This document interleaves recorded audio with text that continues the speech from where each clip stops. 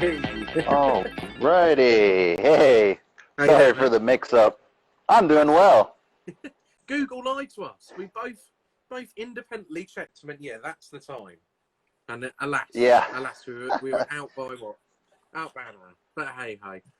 Thanks so much for getting on. How are you? Oh, I'm doing all right. Doing well. Survived the hurricane. We just had Hurricane Laura pass through yesterday. We made it through relatively unscathed, so can't complain. Worst of it was, some knocked over tree limbs and that sort of thing. Didn't stop you commuting. Yeah. Nice. Well, thank you so much for coming on to Virtual Pub Club. I've been really excited to speak to you since I had the great joy of trying the double dry hopped Ghost in the Machine. So Awesome. when I put this out, a lot of people were very, very excited. So yeah, I sent you some questions, and hopefully we'll kind of go through some of those. But I think it's probably best to start with, who are you? Well, I'm Ryan Spirer. I'm the head brewer at Parish Brewing Company and out in Broussard, Louisiana. And I've been working there for 8 years. It was 8 years this month. Wow. So yeah, and I've been the head brewer for, I want to say like six years.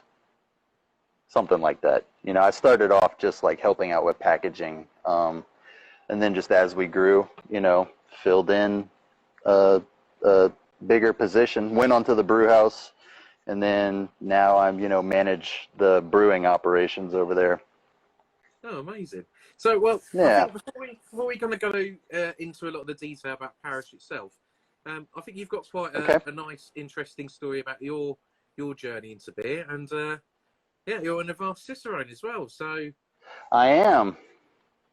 Yeah, tell us what got you into it, and what was your career like to get to where you are today? Well, so I started off as a home brewer before I started working at Parish, and so like any home brewer, just got really interested in all kinds of different styles of beer, and I just wanted to try and brew everything, but there's not enough time to really do that when you're just starting off, but so I learned about the Cicerone program, and I thought that was really interesting, and it seemed like a good way to advance my just beer knowledge, in a bunch of different areas. So I started working on that, became a certified beer server, worked my way up. So I'm an advanced Cicerone now, and I'm working on becoming a master Cicerone. So I'm actually taking the master exam it'll be my third attempt the spring. Usually it's in the fall, but they delayed it because of coronavirus. But I'm also an active member of the BJCP, the Beer Judge Certification Program, which they have that around the world. So they have that in the UK too, I believe, huh? Yeah. So yeah, like I'm a certified judge, working my way towards becoming a national ranked judge. Amazing. So yeah, and I mean I'm still actively homebrewing on the side as well. A lot of people, say like when you start working in the craft brewing in the actual industry, like homebrewing disappears. But that, I don't know, that hasn't been the case with me. I'm still homebrewing at home. So That sounds good. But what made you kind of take that path? What made you go, here's where I want to be? Well, I started in college. I was going to Texas A&M University. At the time, I still kind of remember it, and I just started developing an interest in craft beers. There's a brewery out in Texas called St. Arnold Brewing Company that I had a couple of their beers, and I really liked them, and I was like, oh man, it's kind of that eye-opening moment that most people, craft beer drinkers, you have at some point where you try a beer that's very different from, just the industrial light lagers that you're accustomed to drinking, and it opens your eyes and you kind of start wondering, well, if this is out there, what else is out there too? And so you start going down that rabbit hole, spending a lot more money on beer.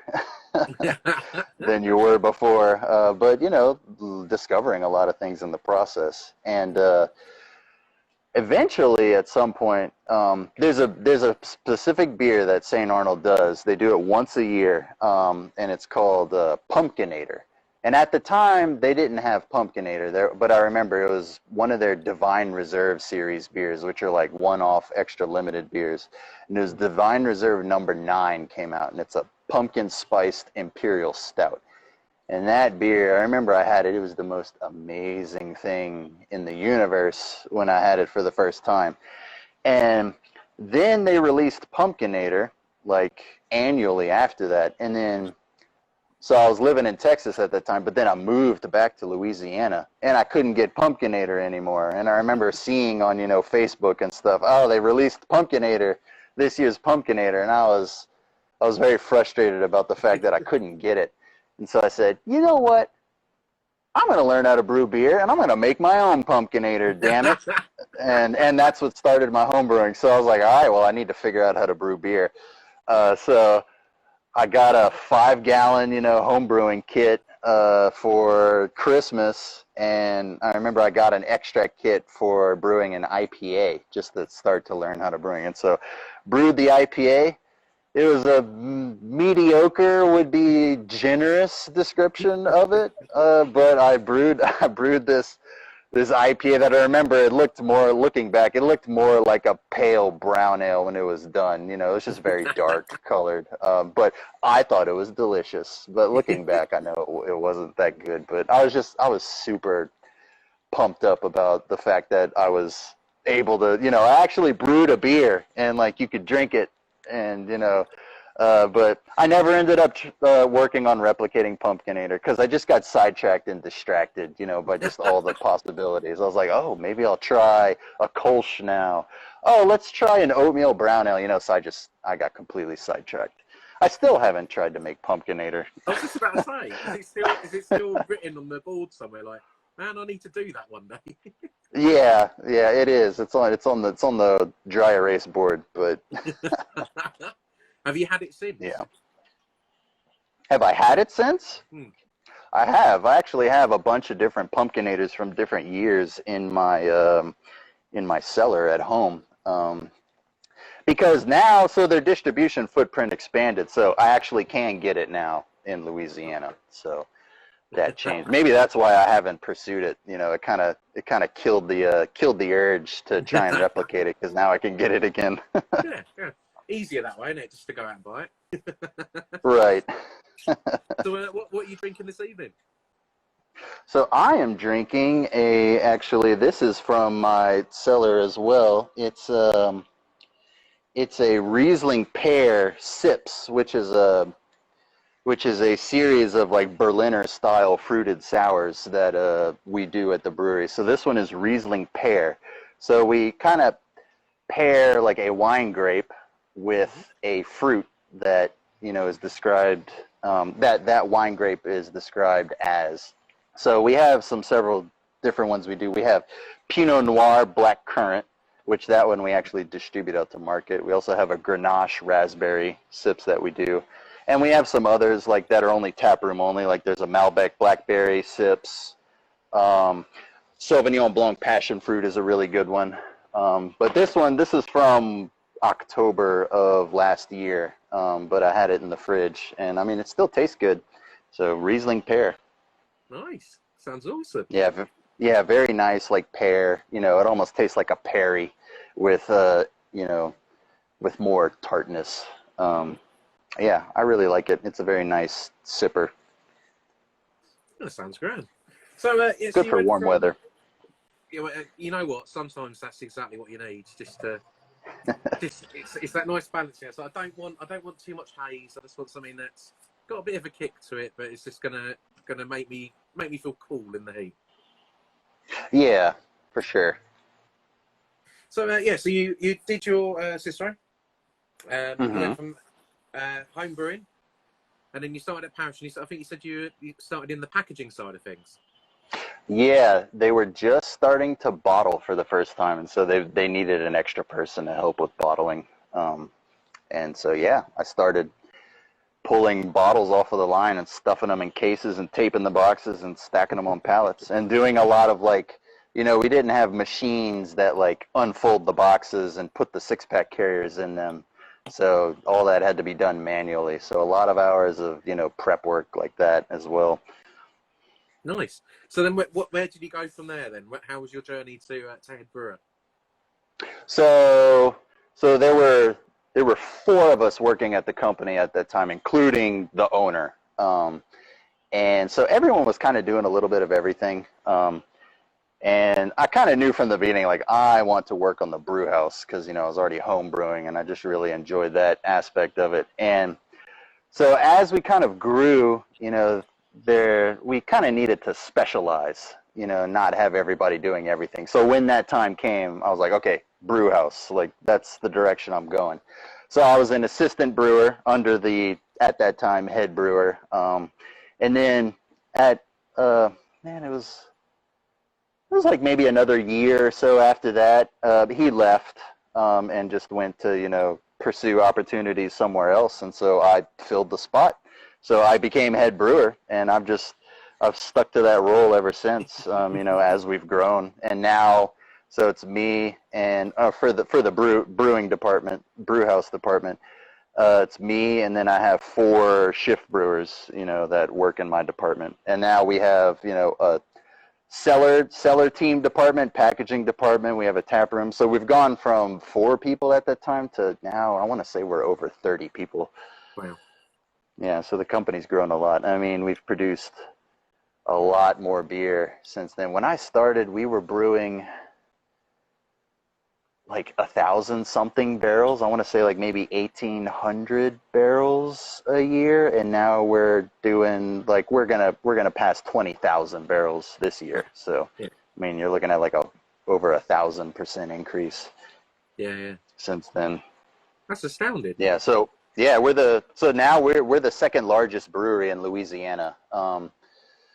Abita Brewing is the biggest, and they've been around since the 80s. So they're the well-established craft brewery in the state. Yeah. That's amazing. So how did Parish itself, how did Parish Brewing come to exist? So it was started by our owner, Andrew, and he was working as a chemical engineer at the time, and he just sort of had this, you know, realization that you know, there was this hole in the beer market for craft beer in Louisiana, which, I mean, our state has been, or at least it was for a long time, you know, we were lagging behind other states in terms of like craft beer. And so he saw an opportunity, you know, and it's something that he got passionate about. And so he started a brewery, and he did a good job. He filled a hole that, you know, was there that a lot of people didn't even realize at the time, you know, like that they wanted this. But once you present them with something, you know, and then they realize, oh, I didn't know what I was missing in my life, you know, then you strike gold. So, and we got in, you know, pretty early on too, which is good. Like when I started, there were 7 breweries, including us, and now I don't know. I want to say it's over 30. I've lost track of all the breweries in Louisiana alone.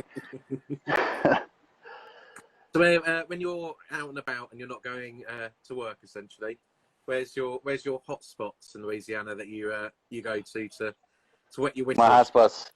Well, there's a good beer garden. Well, everything's shut down now, so I don't even know what's going on with stuff. But like if the world was normal, let's say, there's like a little open beer garden in downtown Lafayette called, the name's funny, it's called The Worst Beer Garden, but it's worst as in like German sausage worst, you know, the Wurst.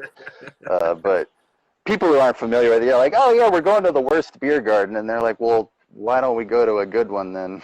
Let's go somewhere better. Causes confusion to outsiders. But that place is good. They have a good beer selection. Yeah, I mean, there's not too much in our immediate area in terms of craft beer. New Orleans is a good spot to go to in Louisiana. There's a lot of craft breweries, and you know, a lot of them are following the brew pub model, so you can just hop around. In particular, like there's a bunch of them on Champatoulas Street, which is just a very like craft beer heavy spot in New Orleans. So that's a good place to go to. Oh, nice, awesome. So, what was the first beer then that you made with your parish hat on? The first beer, like creatively that I had like a hand in the recipe design, or just like the first one I produced? Because the first one would be Canebrake, which is a Louisiana wheat ale is what we call it. And that was the only beer we produced for a long time until we expanded into other things. So my whole world was Canebrake all day, every day for a while working at Parish. And then, you know, we expanded into having a pale ale, Envie, and then, of course, Ghost is the one that we're really famous for now. That's the one that everyone recognizes from us outside of Louisiana. But Canebrake is still our top volume beer. Ghost has not supplanted it yet. So, yeah, even though we don't get as much attention for it nowadays. Just the interesting little factoid. Yeah. Well, see, Ghost is how I first heard of you. So when that's how it is for most people. Yeah. When I got involved with the the craft beer community, it was like, man, if you can ever get hold of that, that's the one. So talk to me about how did Ghost shape to be, and you know, how does it feel having that as like the flag of beers outside of home? Yeah. So interestingly, Ghost started off as a West Coast style double IPA. So, you know, more clear, kind of deeper, almost like amber, you know, pale amber color to it, very bitter. You know, kind of like thinking of like, oh, we're going to make something kind of like Sierra Nevada Torpedo, you know. But the New England style IPA was, it hadn't really like swept the country yet, but there was buzz about it at the time. And nobody was making one or trying to imitate them here, but I still remember we got, somebody like brought a can of Pliny the Elder to our brewery, and I actually think it was Andrew, our owner, and he's like, all right, you all need to try this. This is the future, you know, of double IPAs. So we're like, okay. So he brings it, he opens it. I remember he pours it into a glass, and we're just looking at it, you know, and it's like, it's hazy. What's up with that? Like they didn't filter it properly or something, you know? He's like, no, it's supposed to be like that.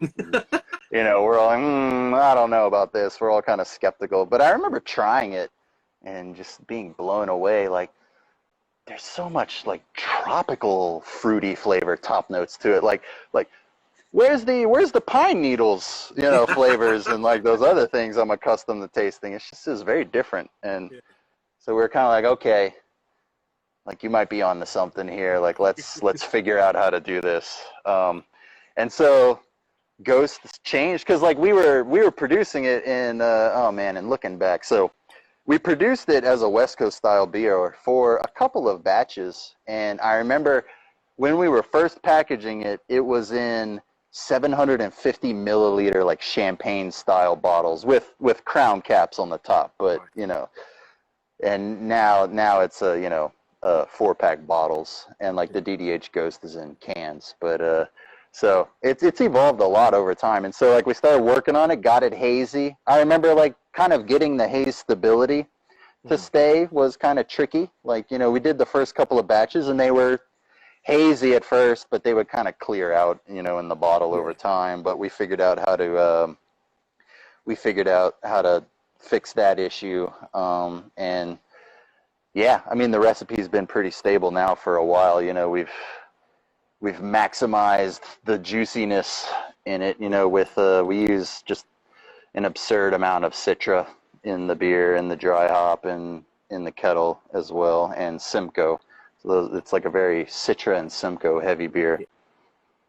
That's awesome. And how does it feel to know, like, that little ghost skull is kind of, particularly over in the UK, people see it and everyone's like, oh, how, why, how, talk to us. So yeah, how does that feel knowing that that's your flag bearer essentially going out past your home state?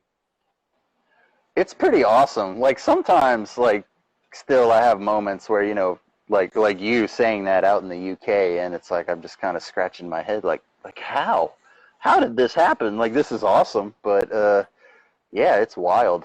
It's I'm very grateful and, you know, glad that that people enjoy it so much. You know, that we've created something that that is just it's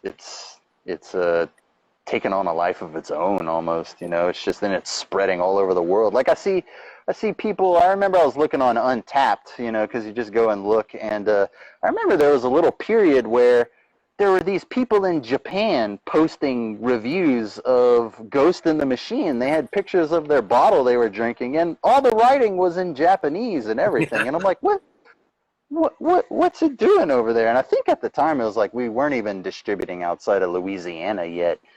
You know? So it's just like, wow, like that's wild. How'd they get that? Well, I think it's a good time to go through a question. So it's from at the British Beard, lovely chap called Will, who is the reason I got to finally sample a double dry hop Ghost in the Machine. So again, thank you. Oh, awesome! So props to him. Yeah, he's a beautiful human being. But so he's asked, when is your next non-core beer being released, and would you ever consider sending beers over for the UK for an event? And what is your knowledge of the UK beer scene?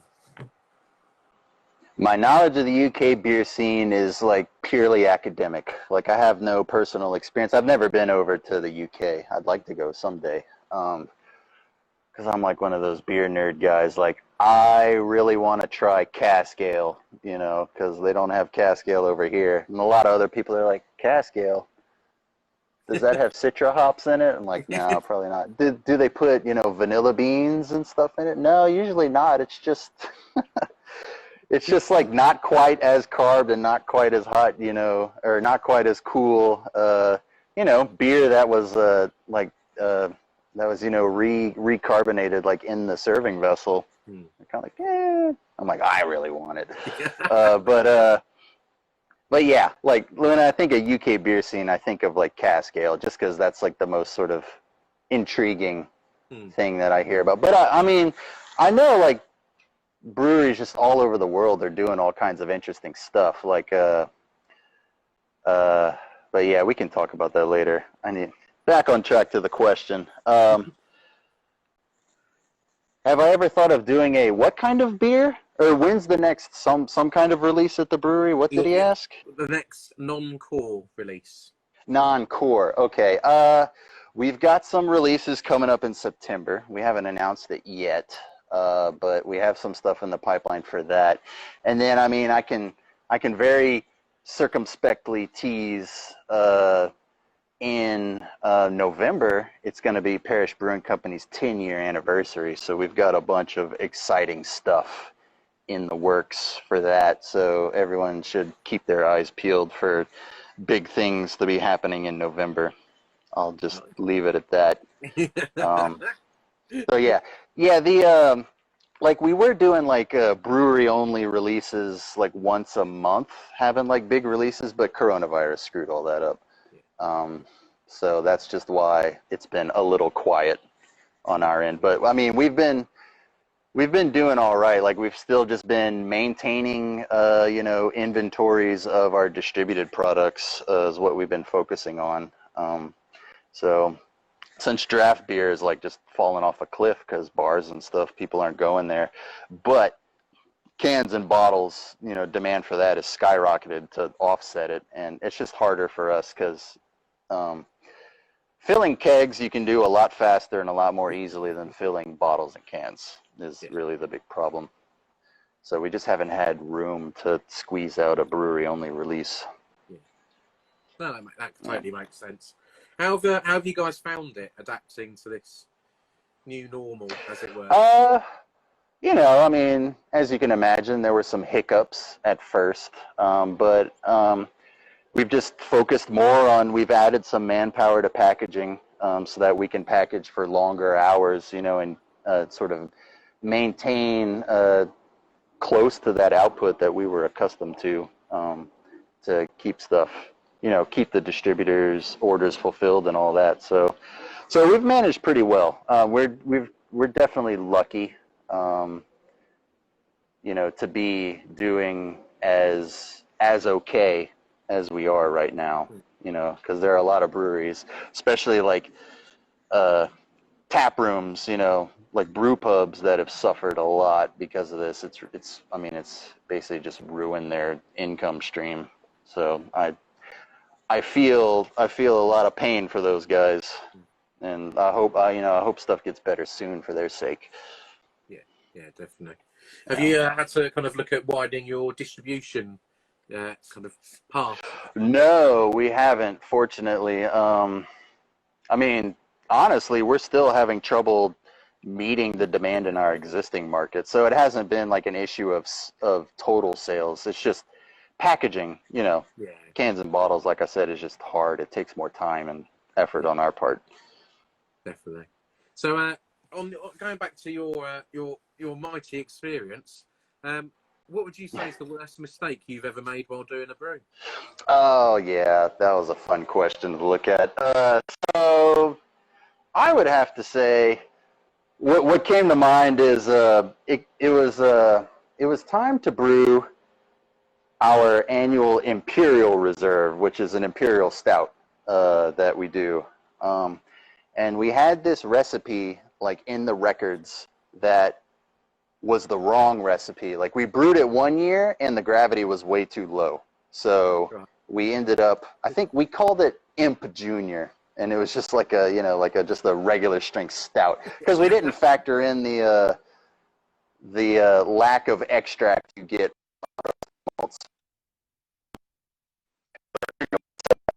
It came time to brew it again for the year. So I just went into our records and grabbed that recipe, but I grabbed the wrong recipe. So we ended up brewing the low strength beer again. And it was just like, oh, man.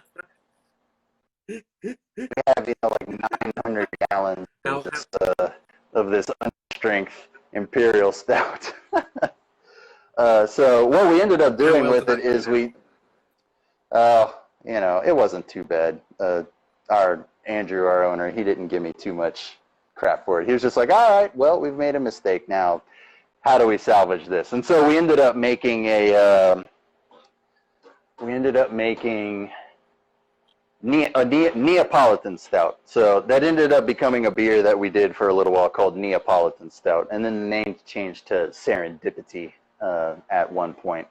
It was just kind of a short-lived beer. Pretty good. Strawberry, vanilla, and chocolate stout. So it ended up becoming a special release beer.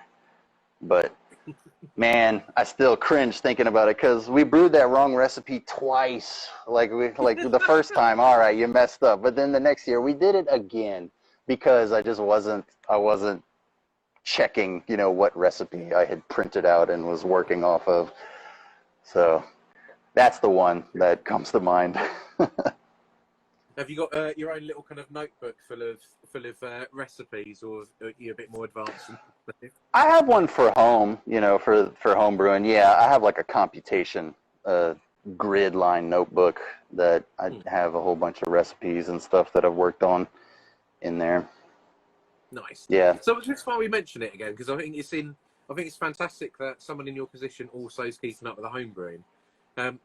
What have you got in the tank at the moment at home, or is it a plot for the next beer at this stage? Say that again?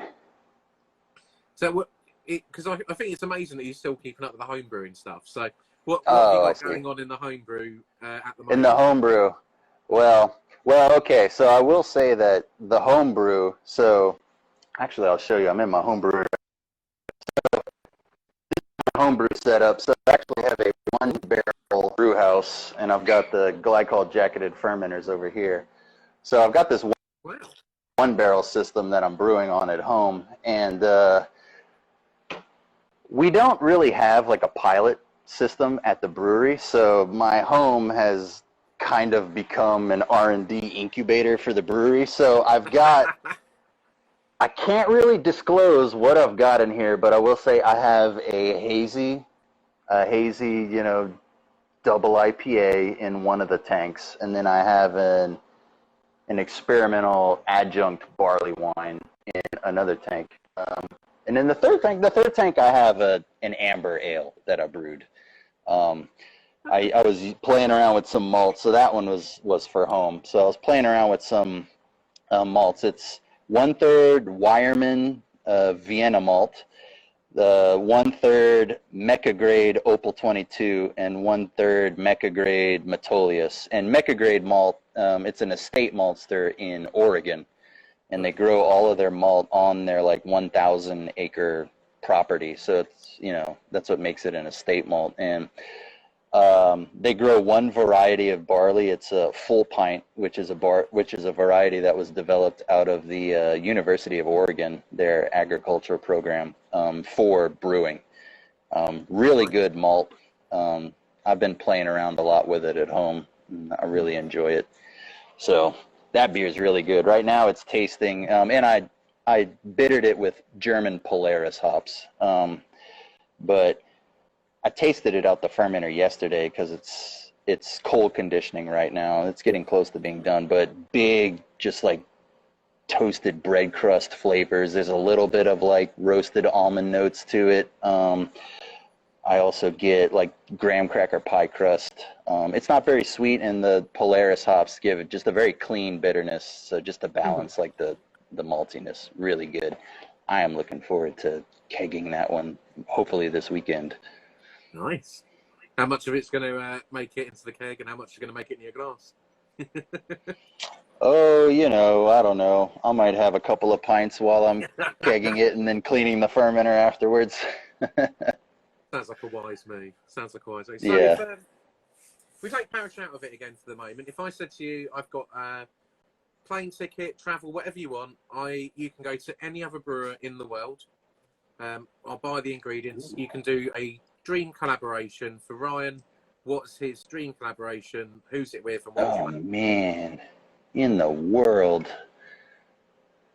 Yeah, I don't know, because this is the like who would I want to collaborate with question, and so I was thinking a little more. I don't know. I was thinking just kind of in the United States, but I was thinking either like Side Project would be a real cool brewery to collaborate with, or I also really like Bottle Logic out of California, because they're just cranking out these pastry stouts that they do, like bourbon barrel aged, Neapolitan stouts, and they just do all kinds of crazy combinations like pistachio, almond, vanilla, and I love those beers, them cranking them out. But in the world, expanding it out like that, man, I would really like to collaborate with one of those like old school German breweries like Weinstefaner or something like that. I just think that would be really cool to see. And yeah, dude. And it'd also be fun to just make them, because we could do anything, and like I have all this power, make them release a hazy double IPA. Like that's what we would do, just to kind of stir things up a bit. I think that would be really gratifying as well. That sounds genius. Yeah, that would be awesome. I'll get the checkbook out. Awesome. I'll be waiting. I'll be checking my mailbox every day for that. So you clearly are a man who likes his stouts. If you could make any? I do. What's your dream stout? What is it? What's the dessert you're going to put through that? What is it you really want to have? Oh my God. Maybe. Oh my gosh. You're trying to make me narrow it down to one thing. This is like asking me what my favorite food or something is. I find these questions so difficult because I just want so many things.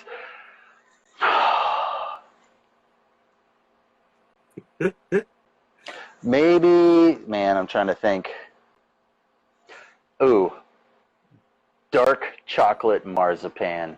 I think I would like And that answer is going to change. You're going to ask me this, later on, but okay, let's do that. So dark chocolate layered on top of, and you got to add vanilla in there just to add like a rounding touch to it, but add some vanilla, and then you have amaretto to give you that like marzipan almond character, and then honey.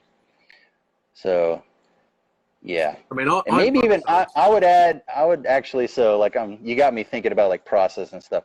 I would add orange blossoms in on top of that to kind of, that's going to work with the honey and like the almond flavors as well, and just add a very nice dimension. And I may even let's add some sweet orange peels in there. So we've diverged from just straight marzipan, but whatever that is, orange marzipan, orange dark chocolate marzipan stout. There we go. Right. Age it in bourbon barrels. Yeah. And there you go. Yeah, I'm in. When I save this and so people can rewatch it, I'm going to remind you of that particular bit, and it's just going to be question marks of, is it in yet? Where is it? Yeah. I'll drink that. Awesome. Drink that. So I'm gonna be a dick to you again, I'm afraid. If I said you could only drink one style of beer for the rest of your life, okay. what I actually have a good answer for this one. So I can give you the particular beer. It would be Weihenstephaner Corbinian, their Doppelbock. I would just be stuck with that one particular beer. But yeah, broadened out Doppelbocks. That's a style that just never gets old for me. I just enjoy that plummy. They can even, some of them like Weihenstephaner Corbinian. It has like a almost like milk chocolate character to it that I really enjoy. Plum notes. It also, like when they're fresh, man, they've got like just some really good like that fresh like baked bread crust layered on top of all that as well. Yeah, and like just very clean, that clean lager yeast character, and like you don't really get much of the hops. There's just enough bitter character there to kind of balance out the malt so it's not cloying. And yeah, that's my jam right there. That's my normal beer jam, even though that's not the most normal beer. It's not like a pale lager or something, but that's a good answer. Doppelbock doesn't get enough love. I think it's a yeah, it's a national issue that we need to address, to be honest. But because there isn't enough drama going on in the world, let's address that issue. Right. Yeah. So let's kick up a stink about Doppelbocks not getting enough respect. I can't wait to see that hashtag. So what can we see? So things, say we get a bit of normality over the next year. What are we hoping to see from Parish? What's the wider picture plan? Well, you're going to see more Ghost. You're going to see as we just kind of keep, right now, like our plan and like what we've been trying to do is just maintain our core brands. That's important. So just like gradually increasing our capabilities so that we can meet demand, because we're still not fulfilling, the demand in our existing markets. So buffering that up with a little extra capacity, and then that extra capacity will also allow us to do more frequent, like specialty releases at the brewery, like more barrel-aged beers, more specialty fruited sours, more specialty hazy IPAs, collaborations, with other breweries. Those are always really fun to do, and kind of get to let the creative juices flow with, with another brewery, and kind of bounce ideas and see what each brewery's doing, and you learn a few things about them and about their process, and it's all just really fun, and kind of get to build rapport with other people in the industry. Must be quite hard, because there's quite a few breweries over here that have managed to do collaborations, but it's been over Zoom and stuff, and we've been talking about Zoom collabs and working that. We got some stuff, like we're in talks trying to figure that out and how that would work. But man, our big problem right now is just finding a spot in the schedule to do it, is the big problem for us. I know, like what a horrible problem to have, I'm sure you're thinking, but I mean, we want to do fun stuff and not just, brew, the 1,443rd batch of Ghost, Yeah. Collabs are good because they also break the monotony. Yeah, and they push you out of your comfort zone at times as well. So Yeah. I mean, I don't collab on the Dream Stout you're doing. We'll use this colour for the label, but the Orange Blossom it'll be fine. We'll find something else for you to do with another brewery. It'll be easy to know. So what was the last beer you had that wasn't one of your own? So it was actually yesterday. I had speaking of Doppelbocks, I had a Augustiner Brau Maximator Doppelbock. I drank that last night. So that was the last one I had. Yeah, that sounds like a good choice, to be honest. Yeah. I actually beer traded with a guy in Germany. I sent him a bunch of like specialty Parish beers that I had accumulated, over time, and so I sent him a box. So he sent me a box full of Doppelbocks, and he sent me some craft beers, some hazy IPAs from a Bavarian craft brewery called Frau Gruber, and they were pretty good. There was like some hazy IPAs. There was one, was it Stratosphere with Strata hops, and a double dry hop Stratosphere that had some I think it was Nelson Sauvin and Waiti, some New Zealand hops in it, and it was really good. It had a lot of like I would call it like mixed berry medley, from the hops, it was really good. Yeah. So. Oh, Frau are very. Oh yeah, there you go. British beers. My ghost supplier says they are awesome. Yeah, good. Yeah. Good one up onto. So, what's your favourite tap room that you've had the joy of going to? So I enjoy. There's one in Chicago. It's a brew pub, Dovetail Brewery, and they do like German style lagers is like their thing. And they're pretty interesting because they're doing open top fermentation lagers, so they're fermenting them in open top vats and then, transferring them into the conditioning tank to mature. But they're really good. They're actually the brewery, so their tap room's just like, it's a nice, cozy, like brick, it's got that like Chicago industrial kind of look to the inside, and it just feels very cozy, and I can just kind of curl up on my side of the bar with with a Willy Becher of like a Vienna lager or something, and just like pass the time.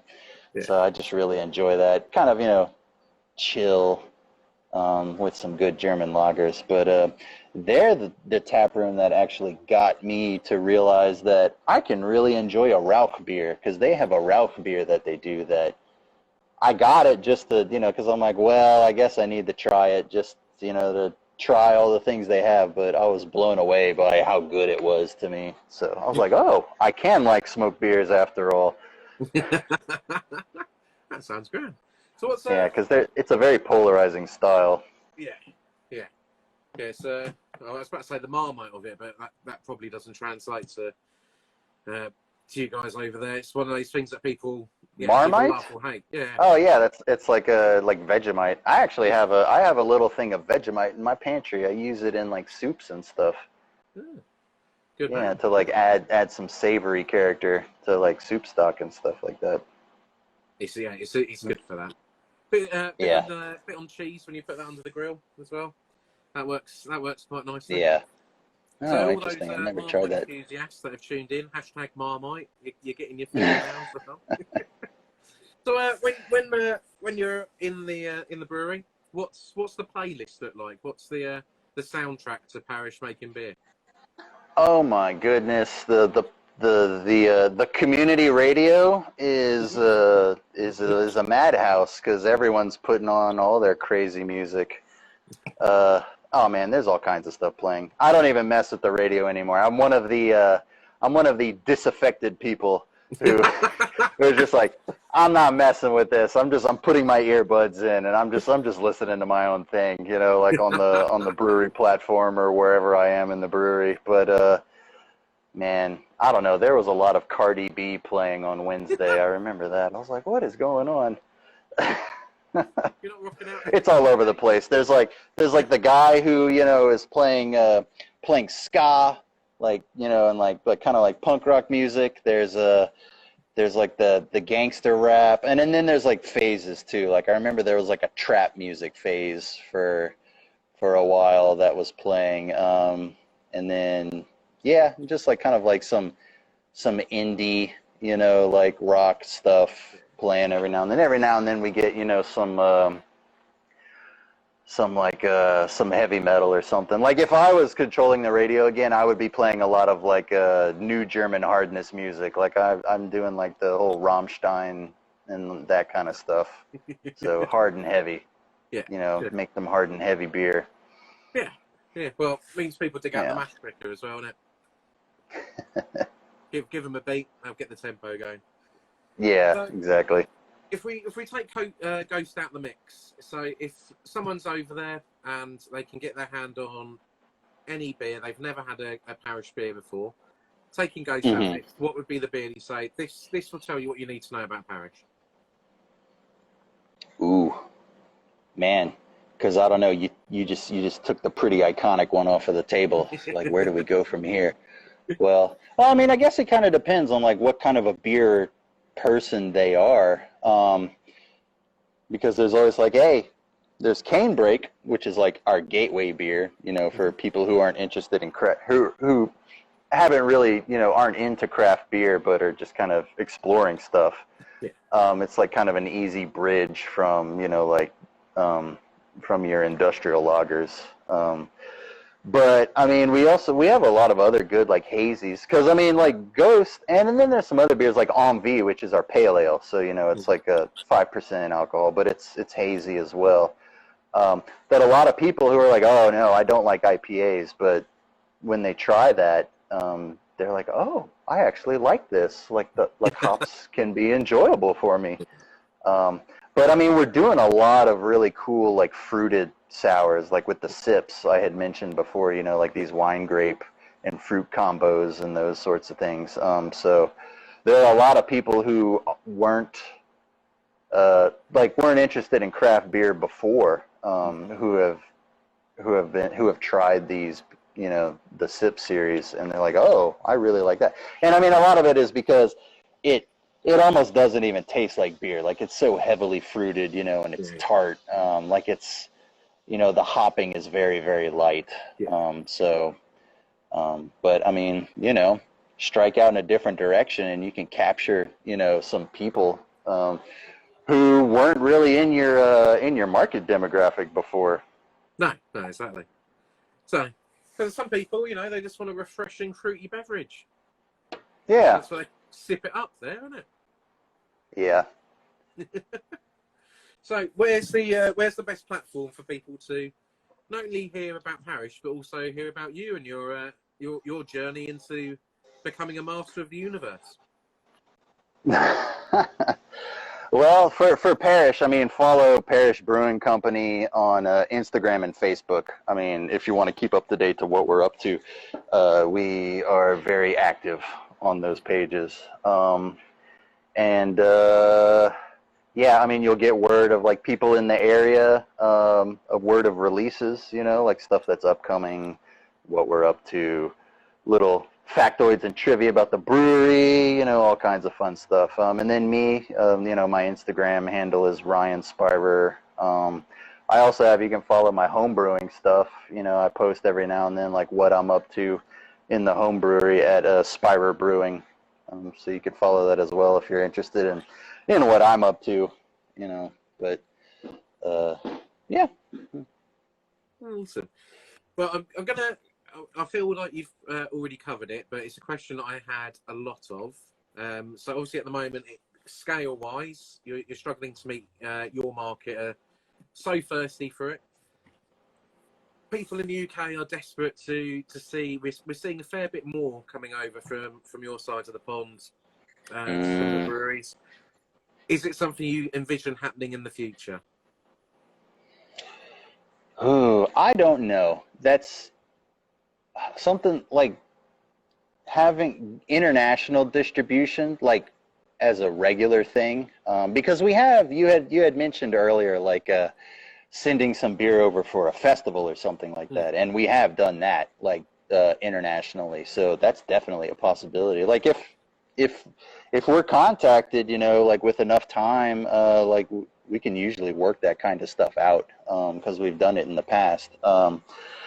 But in terms of like regular distribution, like across the pond, man, because like we're distributing from Houston area, like, and then like across the Gulf Coast of Florida. So like we haven't even ventured north into, you know, the rest of the United States yet. So we still have a ways to go, just even within the U.S. Yeah. So international is kind of far off, you know. Yeah. That's over the horizon. We don't really have our sights set there. I mean, maybe. You never know. But we'd have to have a big quantum leap in production for that to happen first. And that's going to be at least 10 years in the future. Minimum, I would think. But you never know. You know, the future is unpredictable. Yeah, yeah. I mean, we've seen, so Cloudwater over in the UK, for instance, have been doing a fair bit with various US breweries, and they, you know, been doing special release mix boxes and stuff. So I think there might be scope in the future. But yeah, I think I'll be honest. Having got a hand of that can, not only do I want more, but I think there's plenty of people that need to try it, because yeah, I think it'll be eye-opening for quite a few people as well. So yeah, we'll see. Right, is there anything you want to put out there before I set you free of an evening? Oh, I don't think so. Yeah, I don't know. Send me some good doppelbocks. Yeah. He's told you his handles. Yeah. If you've got a lot of naughty doppelbocks, reach out. Yeah. And yeah, I don't really have anything. Like I think that pretty much covers it. You know, yeah, follow Parish, you know, on Instagram and Facebook.